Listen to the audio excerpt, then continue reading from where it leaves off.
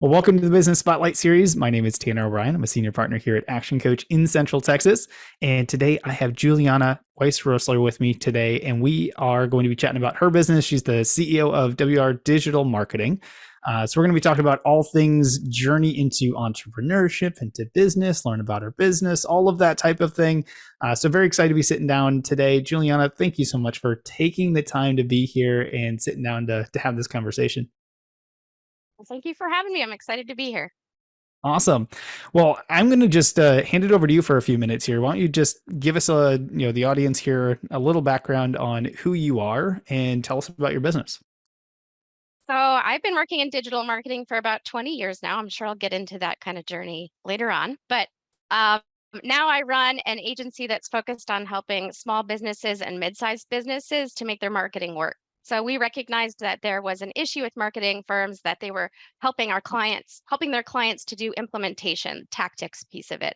So that stuff has gotten easier and easier to do. Creating a social media post, that's something my 8-year-old can do. My 8-year-old had done. In fact, I just taught a whole bunch of 8-year-olds how to do it. So the hard part is really making sure that that's actually serving a business purpose. So we work with small business owners and marketing managers at marketing managers at mid-sized businesses to help them figure out how to make it work. And so that means following a process of plan, implement, measure. Beautiful. So just to bring it all together, kind of quick level synopsis. If I'm watching this right now and I'm a business owner, how do I know that I'm a good fit to work with you and your company? So if you're feeling a little overwhelmed by the content demands, I would say that's one thing. If you're feeling like you're not really sure what's working and what's not working, if you've tried a lot of things and you're not really sure if they're producing business results. For marketing managers, I would say a lot of times their pain points are really that it's the content demands is one part of it. The other part of it is they can't be experts in everything. So usually there's some area that they need help in. Maybe they're not a graphic designer and they need a team to help them with that, or maybe they need writing help, or they don't, the ads management beast, they might need some help with that. So we come in as a part of their team and help them figure out how to make sure it's working that piece, but also that it's working for the bigger picture marketing strategy. Very cool. I love that. And very clear. So I appreciate you going through that process there. So let's take a step back. I want to talk a little bit about your journey into it. So been in the industry for 20 years, I think you said. How did you choose to go down the path of this industry specifically? And then let's get into kind of that point where you made the transition from I'm in the industry versus I'm ready to have my own business and kind of go down that path. So walk us through a little bit history there. Yeah, so kind of on accident, right? Like most business owners, that's kind of what happens to us, right? So, I started out dabbling, like helping people with their websites. I always wanted to be a writer. So, and I always loved just playing on computers. So, in the beginning, it was really just me helping friends out, helping my mom with her business. It was really small stuff. And then early in my career, I ended up working with TV's dog whisperer, Caesar Milan. And it was a really wonderful experience for me, business wise, but also personally, because I was scared of dogs before I started there. And now they're an integral part of my life. But so I ended up suggesting that, the people that were watching the show, they had problems with their dogs and they were coming to him for solutions, and that we might be able to monetize that. We might be able to sell training DVDs. We might be able to sell them training aids and using content on the internet to hook them in. So we ended up creating a website. We ended up creating social media, had a blog, and I ended up leading the content strategy for all of that. And so that was at a period of time where like content marketing wasn't even really a thing. I didn't even know I was doing it. And it was loads of fun. And getting to learn everything about dogs was amazing. But after a while, you can only write so many tips about dog training, right? So I was like, I want to try this in other ways and see if I can help other people with their businesses and support them. So I started out by doing that. And then somewhere along the line, I was like, I want to make this a full-fledged agency. And when I actually took the leap and uh, from my made it my full-time job to be doing this, like on my own, I was actually pregnant with my first kid. I was like, it's either now or never. It's one of those moments where you're like, it's not going to get easier from here. And then my husband ended up getting let go from his company and ended up joining me. So the two of us ended up starting just the two of us. And then over time now we've developed a team and yeah, it's been a fun journey, but unexpected. Oh my, that's talk about a lot of life change in a very short period of time. Wow, I can only imagine the stresses and excitement that all come together at once with that. So how big is the team currently? We've got two designer developers, two copywriters, and then myself and my husband actually running the show. And we're developing one of our copywriters right now. She's awesome at marketing strategy. So she's really going to take a leadership role. She already is taking a leadership role. So I'm really excited. And it's been really awesome to see her growth. And then we just recently onboarded a copywriter who I think has potential in that direction too. So that's been that part of it's really fun. Working with people is the part that I love. Beautiful. I wanted to kind of dive into that a little bit if we could, especially going from you know just you and your husband to start out hiring additional people and then having to both manage and kind of grow them as both managing and leading and kind of taking them through that process. Can you talk just a little bit about what your experience has been going from no team to having a team Oh, wow. and the Yeah. great things and maybe the challenges that come along with that? Yeah, I mean, it's one of those things. I mean, everything with a small business is like you learn more from your mistake than you do from your successes. Something that, and I feel like definitely with managing people, I mean, that's the most complex part of your business. Because people, I mean, we're human. We're not cut and dry. We're not logical. There's so many things you have to think about with your employees. So it's, mental health, productivity, I mean, there's so many aspects of each their individual talents, their individual skill sets. Where do they want to grow?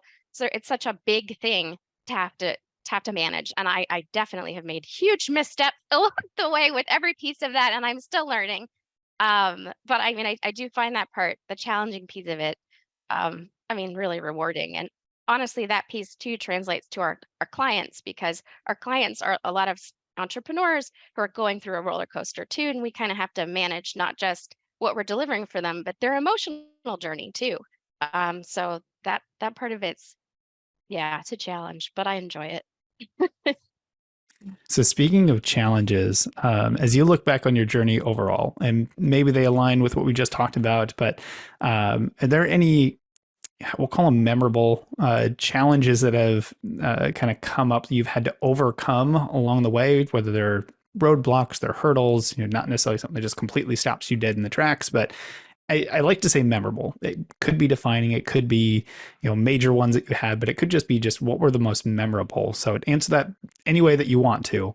But as you look back on the journey, what have kind of been some roadblocks or hurdles that you've had to overcome that has allowed you to get to where you are today?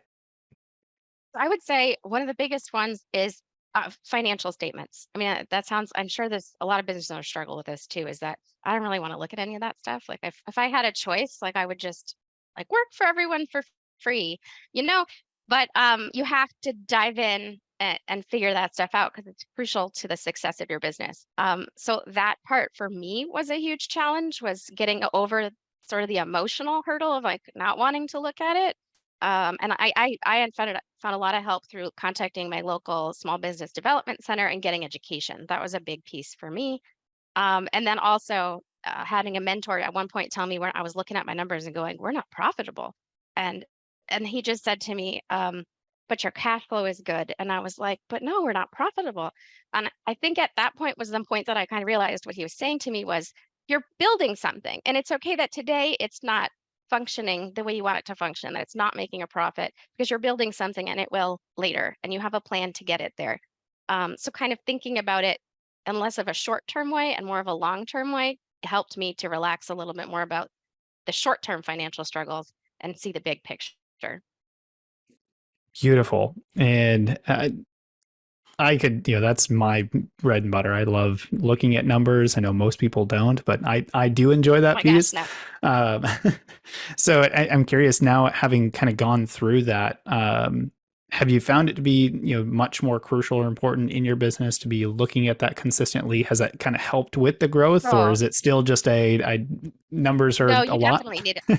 Yeah, I mean, you need it. I mean, like it's not really a choice. As the business owner, you have to be on top of those numbers, because if you discover that you're not making money, how long are you going to be in business? So you have to stay on top of those pieces. And I've just really find that I have to force myself. Partially, I have this mentor that I meet with once a month, and he forces me to look at it and calms me down if I freak out about anything. So having that sort of those systems in place for yourself, if you hate looking at it, I'd say that's something I'd recommend to all business owners, because it is, for some of us, not very fun.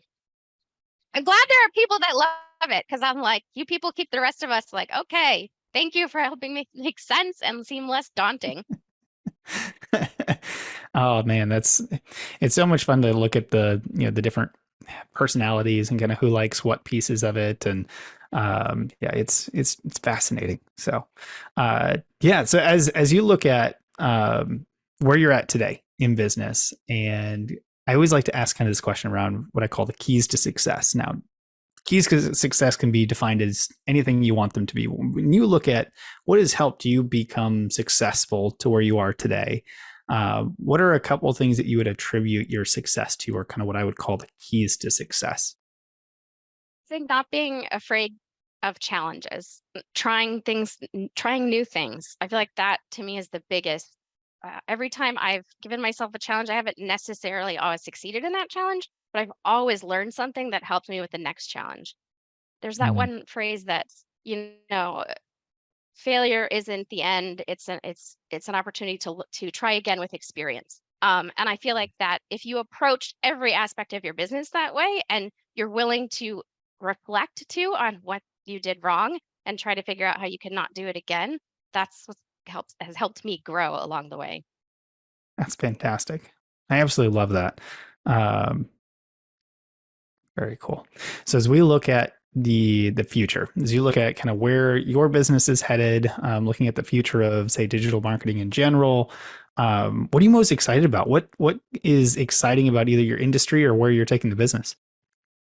Right now, so we've got two different pieces that we really work with clients. We've got these group workshops where I'm working really with like solopreneurs, people who have a tiny budget. And then we have a full service sort of strategy session we do with people who have larger businesses that are more established. So right now we're working on a process for the people in between. And we're doing it with our first client right now, actually running through this process where it's partially in their hands and partially with our support. So that makes me really excited, because I get really passionate about those smaller businesses that have potential to grow, that they've still got the passion and excitement about their business, and helping them make it real, make it a full-time thing that they can have, consistent leads coming in, that it feels like something sustainable. So I'm really excited about building that process, because I'm sure this, like I said, we do something new. We're going to fail in some ways this first time. And that's great, because then I'm going to learn how to do it better for the next team. And that's what I'm excited about right now, is going through that process. That's very cool.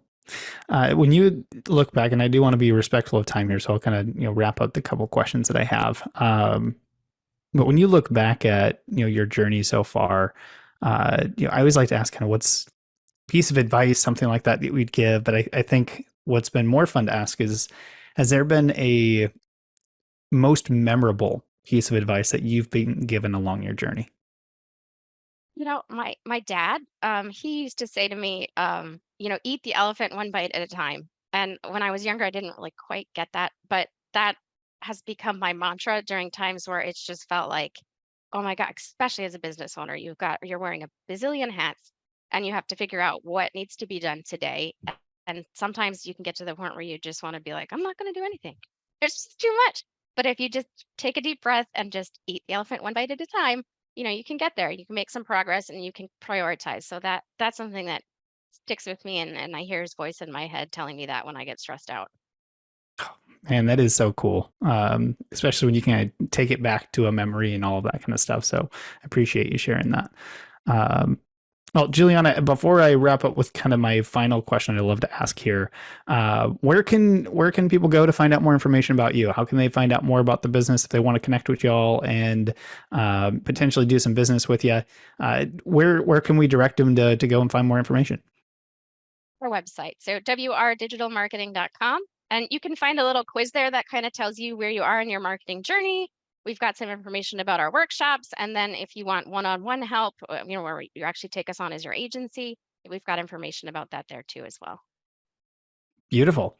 I will be sure to put that the website link in the description below. Highly encourage everyone who's watching this, whether regardless of where you're at in your marketing journey, go in, take that assessment, kind of find out where you're at, that sort of thing. That's absolutely fantastic. I love that process there. So, highly encourage, go check it out. But Juliana, as we finish up here, got to ask, what is most inspiring to you today? So that would be my Girl Scouts. So I volunteer as a Girl Scout leader, and just this last weekend, I was working with them and I was teaching them about digital marketing and programming with someone else. And I've realized that children and entrepreneurs have a lot in common, and they're both my favorite groups of people to work with. And I feel like they both have the opportunity, the ability to see possibility. They like trying new things, and they have a sort of energy to them. And I've just realized that I feed off of the girls after I've spent some time with them. The energy that they give me, I feel refreshed. So that's something that I just know I need to have in my life regularly to keep myself still fighting and still being able to see that possibility and the future when I work with them. That is so cool. Truly amazing. Is having an 8-year-old of my own, I can understand where kind of the excitement come around when it comes to the similarities between kids and entrepreneurs and things like that. So very cool stuff there. Yeah, there's Juliana, just some point where I realized that where I was like, oh my gosh, there's a reason I like both these groups of people. They're very similar. I love that. Well, Juliana, thank you so much for taking the time. I appreciate you being here and sitting down with me, sharing your story, sharing the insights that you've gained along your journey. So thank you so much for being here with me today. Thank you for having me. This was great.